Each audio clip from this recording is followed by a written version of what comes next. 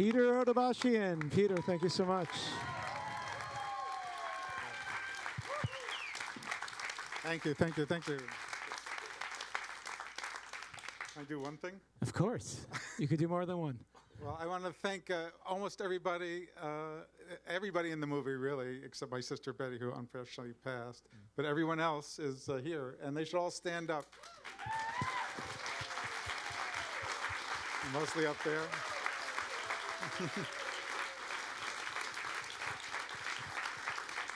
especially my true love, Esther, who I couldn't have done any of this without. But anyway, questions? Thank you. Thank you for such a beautiful film. Thank you for such a beautiful message. And thank you for bringing everybody together in this way. It's like, this is our answer to 2020, is having everybody together.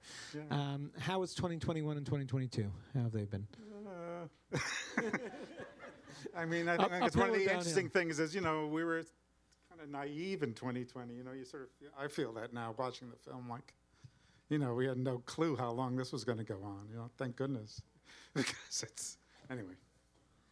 I want to start with understanding, like, when did you decide to make this into a movie? What did you think about when you were kind of designing this as a movie? Yeah, the design part doesn't. It's how I operate.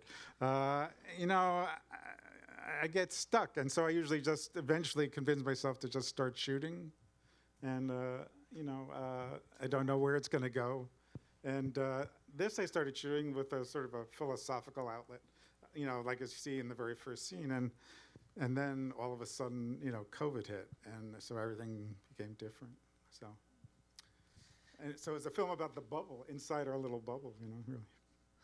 And how did you I'm sure you had a lot of footage that didn't end up in the film. How did you decide what was going to go in, what was not going to go in? Well, I had much less, I don't know if I should be, it's a weird combination of a documentary and kind of a dramatic film, because, obviously I was shooting myself. So I would, the scenes I'm in, I would start the camera and then run around to the other side. So there's a certain amount of, thinking about what I'm going to say, because it's an odd combination of both of those things. So, it's not like, and it was sort of hard to do. It was weird.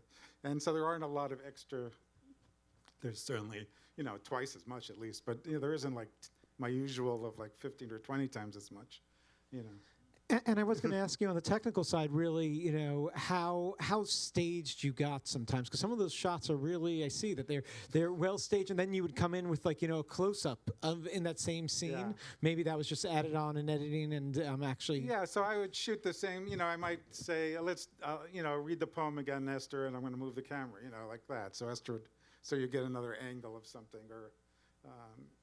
It's just whatever to make it work. I'm not a real rules guy, and I probably broke a million documentary rules in the making of this. And at a point, there actually was thinking about calling it a drama, but I didn't. What do you think? I think it goes documentary. Yeah? I think it's Okay. fair. I think it's fair. It could be a fine line. I'm going to ask one more question, then we'll take some questions from the audience. I want to go easy on you. But the question that I had while watching this was it ever good? You kind of like, a lot of this movie brings up some of the troubles that we have and some of the things. Do you feel that it was that this is a constant, or was it ever better?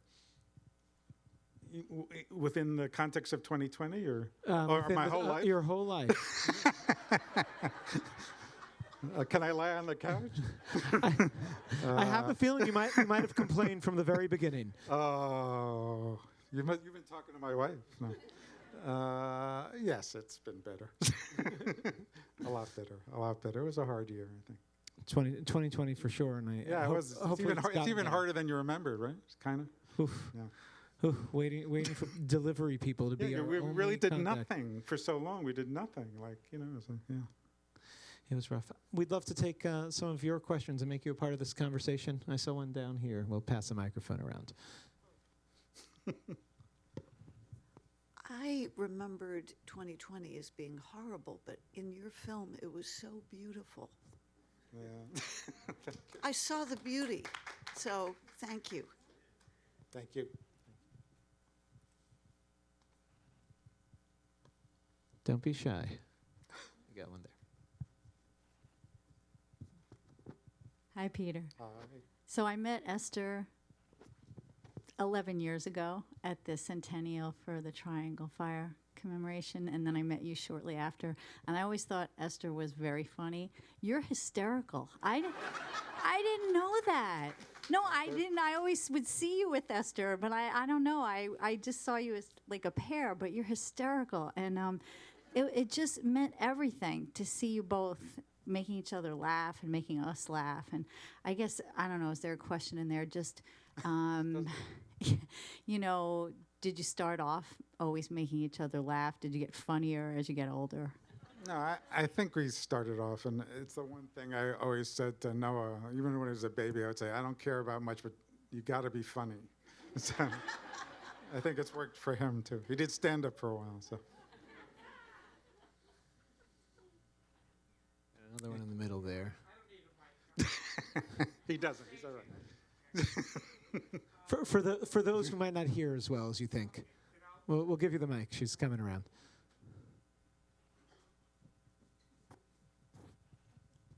Thank you. As you know, Peter, I go back a lot longer with Esther than I do with you. We met at 1199 at the museum with the art part of that stuff, and it's been a distinct pleasure in my life to be part of your family, and now that I have my own almost 5-month-old granddaughter, it's a treat to watch you work.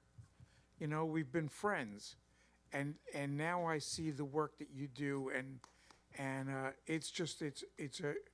it's a dream to sit here and be part of what you've done, and I appreciate it. Thank you.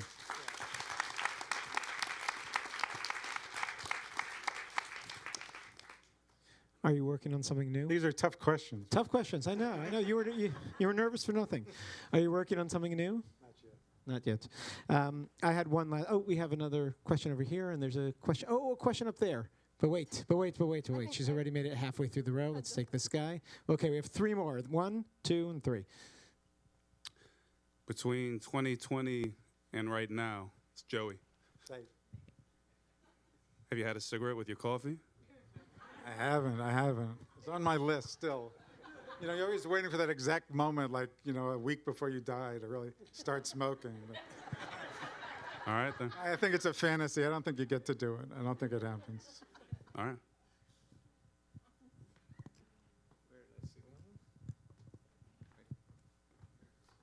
I have 2 questions. One is, were there any scenes you couldn't use because somebody up there said, no, you can't use that one? You mean Esther? Esther or, you know. Oh, no, well, nobody else saw it. I mean, Esther saw it sort of. No, and I didn't think do you think there's scenes that people wouldn't want to be seen in? No, I wonder if there were some. No, nothing like that happened, you know. I think. And the next question is, how do you feel about the reaction of the audience, the sort of the sigh to the laughter to Well, this is like a home game, you know. It's like, you know, I know everybody by name just about, if I could still, you know. No, it was great, a wonderful audience. Give yourselves you're wonderful. Thank you. We got some questions in the balcony. Yeah. Okay. So, did you have rehearsal or did you just do it? No rehearsals. You just do it. Thank you, Ahava. That's my granddaughter. She's big now.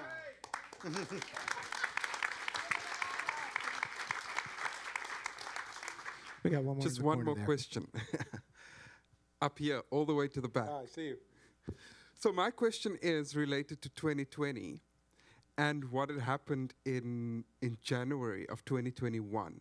Did it ever cross your mind, given what was the basis of 2020 going into the election, the whole Trump conversation, did it ever cross your mind to perhaps have included what happened in January? Yeah, it crossed my mind. I mean, it's hard to miss, but I said a definite no. You know, the dancing was the place to end for sure. I think. I want to thank you so much for sharing this with us. Thank you. This isn't over. Join us upstairs for a reception. You'll take questions there. Upstairs, I hope we can, and you can talk to everybody and whatever. Thank you again. Thank you. Thank you all for coming. Hope to see you in more movies. Join us. Thank you.